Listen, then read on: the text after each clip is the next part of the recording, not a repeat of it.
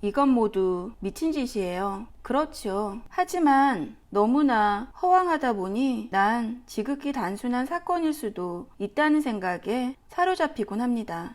내 별 볼 일 없는 추리일 뿐이지만요. 2명이 살인자라니, 그것도 이 오리엔트 특급 열차에 부크가 신음소리를 냈다. 그런 생각을 하자 그는 울음이 터질 것만 같았다. 그런 악몽 같은 이야기를 더 비현실적으로 만들어 봅시다. 어젯밤 기차에는 아주 알 수 없는 낯선 사람이 2명이 있었습니다. 하즈맨 씨의 설명에 맞아떨어지는 차장으로 힐데가르데 슈미트와 아르버스너 대령과 맥킨 씨가 목격했습니다. 그리고 주홍색 잠옷을 입은 키가 크고 날씬한 여자가 있었는데 그 여자는 피에르 미셜과 더베넴 양과 맥킨 씨, 내가 직접 목격했고 아르버스너 대령은 냄새로 느꼈습니다. 그녀는 누구일까요? 승객 중 그 누구도 주홍색 잠옷을 갖고 있다고 인정하지 않았고 그 여자 역시 사라졌습니다. 그 여자와 가짜 차장은 동일 인물일까요? 아니면 다른 사람일까요? 그 2사람은 지금 어디에 있을까요? 그리고 차장 제복과 주홍색 잠옷은 어디에 있을까요?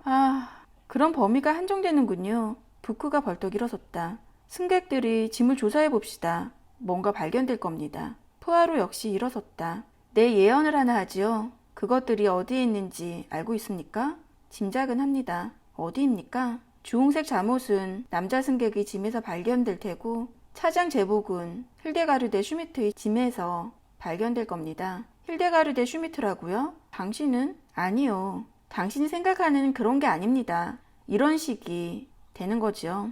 만약 힐데가르데 슈미트에게 제가 있다면 제복이 그 여자의 짐에서 발견될 수도 있겠지요. 하지만 무죄라면 그 여자의 짐에서 발견될 게 분명합니다.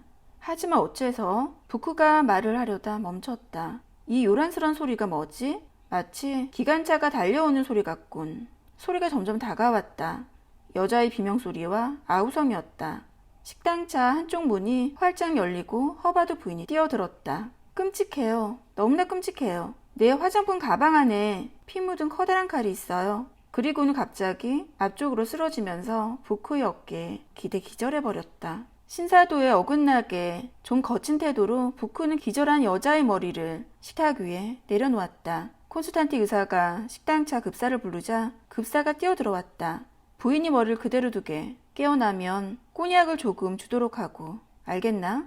의사가 말했다. 그런 다음 서둘러 다른 2사람을 따라 나갔다. 지금 의사의 관심은 완전히 범죄에 쏠려 있어서 기절한 중년 여인은 조금도 흥미를 끌지 못했다. 이런 처방 덕분인지 몰라도 허바드 부인은 꽤 빨리 정신을 차렸다. 몇 분 후 그녀는 일어나 앉아서 급사가 따라준 꼬냑을 조금씩 마시며 다시 떠들기 시작했다. 얼마나 끔찍한지 말도 못할 지경이에요. 여기 있는 사람 누구도 이해하지 못할 거예요. 난 어릴 적부터 아주 예민했답니다. 피를 보기만 해도 어머나 생각만 해도 몸서리가 쳐져요. 급사가 다시 한번 꼬냑을 갖고 왔다. 한 잔 더 하시죠 부인. 그게 낫겠죠? 난 평생 술을 한 방울도 안 마셨어요. 술이나 포도주 따위는 입에 대본 적이 없어요. 우리 가족 모두 술을 안 마시죠. 하지만 이건 의사의 처방이니 허바드 부인이 한 번 더 꼬냑을 마셨다. 그러는 동안 푸아로와 부크 그리고 그들을 곧 따라 나선 콘스탄틴 의사는 서둘러 허바드 부인의 침실로 향했다. 기차에 탄 승객들이 모두 그 문 밖에 모여있는 것 같았다. 차장이 어쩔 줄 몰라 하는 표정으로 사람들을 막고 서 있었다. 여러분, 여긴 구경할 만한 것이 없습니다. 푸아로가 말했다. 그리고는 몇 개 국어로 같은 말을 반복했다. 자, 좀 지나갑시다. 부크가 말했다. 막아선 승객들을 해치고 부크가 객실 안으로 들어서자 푸아로가 바짝 따라 들어갔다. 와주셔서 다행입니다. 차장이 안도의 한숨을 내쉬며 말했다. 사람들이 안으로 들어오려고 난리입니다. 그 미국 부인이 엄청난 비명을 질러서 전 그분도 살해당하는 줄 알았습니다. 달려왔더니 부인이 미친 사람처럼 소리를 지르고 있더군요. 그러더니 부크 씨를 불러와야겠다며 나갔어요. 사람들 방 앞을 지나갈 때마다 찢어질 듯한 목소리로 무슨 일이 벌어졌는지 이야기하면서요. 그런 다음 손짓을 덧붙였다. 저기 있습니다. 전 손도 대지 않았습니다. 옆방으로 통하는 사인문이 손잡이에 커다란 고무 화장품 가방이 매달려 있었고 바로 그 아래 바닥에 단도가 놓여 있었다. 싸구려 물건으로 자루에는 양각 무늬가 새겨져 있고 끝으로 갈수록 칼날이 뾰족해지는 동양식 칼이었다. 칼날에는 녹처럼 보이는 얼룩이 군데군데 묻어 있었다. 푸아로가 조심스럽게 칼을 집어들었다. 맞습니다. 틀림없어요. 이게 우리가 찾던 흉기입니다. 맞지요? 의사 선생? 의사가 칼을 조사해 보았다. 그렇게 조심할 필요 없습니다. 허바드 부인이 지문 말고 다른 지문은 없을 테니까요. 푸아로가 말했다. 의사는 곧 검사를 끝냈다. 범행에 사용된 흉기가 맞습니다. 시체에 난 모든 상처가 이 칼로 설명될 수 있을 겁니다. 부탁이니 그런 말은 말아주십시오. 푸아로의 말에 의사가 놀란 표정을 지었다. 지나칠 정도로 우연히 일치가 일어나는군요. 어젯밤 두 사람이 똑같은 무기를 선택한다는 건 좀 심합니다. 그리 심한 우연히 일치는 아닙니다. 저런 동양식 단검은 수천 개가 만들어져서 콘스탄티노플의 상점으로 팔려나갔으니까요. 의사가 말했다. 그 말에 조금은 위안이 되는군요. 그리 많이는 아니지만. 푸아로가 말했다. 그는 생각에 잠겨 앞쪽의 문을 바라보다가 화장품 가방을 드러내고 손잡이를 돌려보았다. 문은 움직이지 않았다. 손잡이에서 15cm쯤 윗부분에 빗장이 있었다. 푸아로가 빗장을 불고 다시 한번 시도해 보았지만 문은 여전히 꼼짝도 하지 않았다. 우리가 그 문을 저쪽에서 잠갔지요. 의사가 말했다. 맞습니다. 푸아로가 멍하니 대답했다. 그는 뭔가 다른 걸 생각하는지 당혹스러운 듯 눈썹을 찌푸리고 있었다. 딱 들이맞지 않습니까? 그 남자는 이 방을 지나갔어요. 사인문을 닫다가 화장품 가방이 손에 잡혔겠지요. 그러자 재빨리 피 묻은 칼을 가방 안에 집어넣은 거예요. 그런 다음 자기도 모르는 새에 허바드 부인을 깨우고 통로로 이어진 문을 통해 밖으로 나간 겁니다. 부크가 말했다. 당신 말대로 일을 그렇게 된 게 분명해요. 푸아로가 중얼거렸다. 하지만 당혹스러운 표정은 그대로 남아있었다. 그런데 뭡니까? 뭔가 마음에 걸리는 게 있군요. 그렇죠? 부크가 물었다. 푸아로가 부크를 힐끔 쏘아보았다. 당신은 아무것도 알아차리지 못했나 보군요. 글쎄요. 사소한 일이긴 합니다만 차장이 방안을 들여다보았다. 허바드 부인이 돌아오고 있습니다. 콘스탄티 의사는 미묘한 표정이었다. 자신이 느끼기에도 허바드 부인을 좀 불성실하게 다룬 것 같은 모양이었다. 하지만 그녀는 그런 걸로 의사를 나무라지 않았다. 그녀는 다른 문제에 정신이 팔려 있었던 것이다. 허바드 부인은 문가에 도착하자마자 숨가쁘게 외쳤다. 말할 게 있어요. 난 더 이상 이 방에 있지 않겠어요. 설사 100만 달러를 준다고 해도 오늘 밤은 이 방에서 자지 않을 거예요. 하지만 부인, 무슨 말을 하려는지 알아요. 하지만 그런 일은 하지 않겠어요. 차라리 통로에 앉아서 밤을 새우겠어요. 허바드 부인이 울음을 터뜨렸다. 오, 딸애가 이 일을 알게 된다면, 그 애가 이런 내 모습을 본다면. 푸아로가 단호한 태도를 끼어들었다. 뭔가 오해하신 모양이십니다, 부인. 부인은 당연한 요구를 하신 거예요. 곧 짐을 다른 방으로 옮겨드리겠습니다. 허바드 부인이 손수건을 내렸다. 그래요. 기분이 좀 나아지는 것 같네요. 하지만 방이 모두 찼잖아요. 부크가 말했다. 부인이 짐을 다른 차량으로 옮기겠습니다. 베오그라드에서 연결된 차량에 있는 객실로 말입니다. 그건 멋지군요. 난 신경질적인 여자는 아니지만 그래도 살해된 남자가 있는 옆방에서 잔다는 건 계속 버티다가는 완전히 미쳐버리고 말 거예요. 허바드 부인이 말했다. 미셸, 이 짐을 아테네 파리 열차의 빈 객실로 옮기게. 알겠습니다. 이 방과 똑같은 사무실로 할까요? 아니, 입을 열기 전에 푸아로가 먼저 대답했다. 내 생각엔 부인께서 완전히 다른 번호를 쓰시는 게 나을 것 같군요. 예를 들어 12호실 정도? 알겠습니다. 차장이 짐을 들었다. 허바드 부인이 고마워하며 푸아로에게 돌아섰다. 자상하고 친절하시군요. 고마워요. 천만에요, 부인. 가서 편히 쉴 만한 곳인지 살펴봅시다. 허바드 부인은 세 남자의 에스코트를 받으며 새로운 방으로 갔다. 그녀는 흐뭇해하며 방을 둘러보았다. 좋은 방이에요. 마음에 드십니까, 부인? 이 방은 부인이 전에 쓰시던 방과 똑같습니다. 그러네요. 방향이 틀리다는 것만 빼면요. 하지만 그런 건 중요하지 않아요. 기차는 한쪽 방향으로 달리다가 반대 방향으로 달리기도 하니까요. 난 딸애에게 엔진 쪽을 향하고 있는 차량에 타고 싶단 말을 했었죠.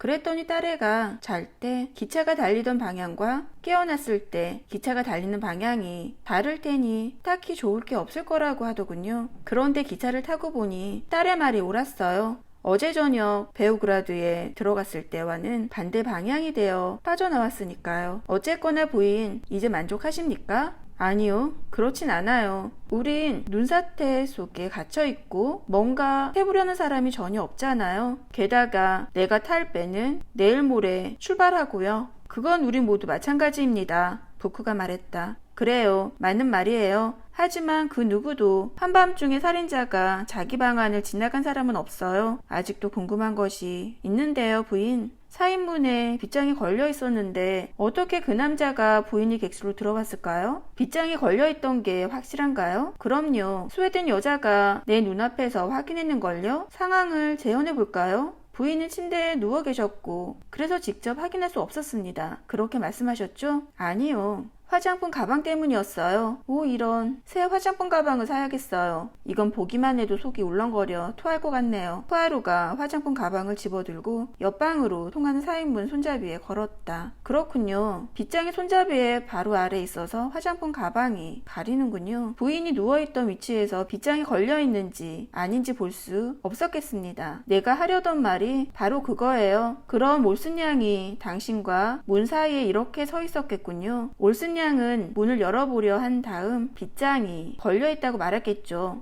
그래요. 마찬가지예요, 부인. 올슨 양이 착각을 했을 겁니다. 무슨 말인지 아실 겁니다. 푸아로는 설명하기가 어려운 모양이었다. 빗장은 금속 막대기라서 오른쪽으로 돌리면 문이 잠기죠. 똑바로 두면 잠기지 않고요. 아마 올슨 양은 문을 밀어보고는 반대쪽에서 잠겨 있었는데도 이쪽에서 잠겨 있다고 생각했나 봅니다.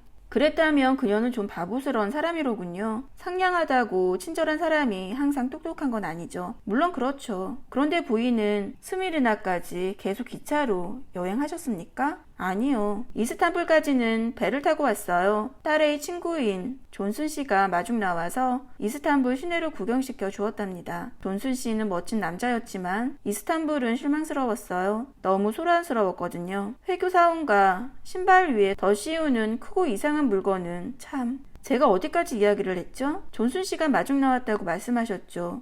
그래요. 그 사람이 배웅을 받으며 스미르나행 프랑스 배를 탔어요. 사위가 부두에서 나를 기다리고 있었죠. 이 소동에 대해 이야기하면 뭐라고 할지. 딸애는 이 열차가 가장 편안하고 가장 안전할 거라고 말했죠. 가만히 앉아있으면 돼요. 그럼 파르스에 도착할 테고 파르스엔 아메리칸 특급선이 기다리고 있을 거예요. 라고요. 그런데 배 약속을 취소하려면 어떻게 해야 하죠? 딸의 부부에게 알려야 하는데 아무것도 할 수 없군요. 너무 끔찍한 일이에요. 하버드 부인은 다시 한번 눈물을 쏟을 태세였다.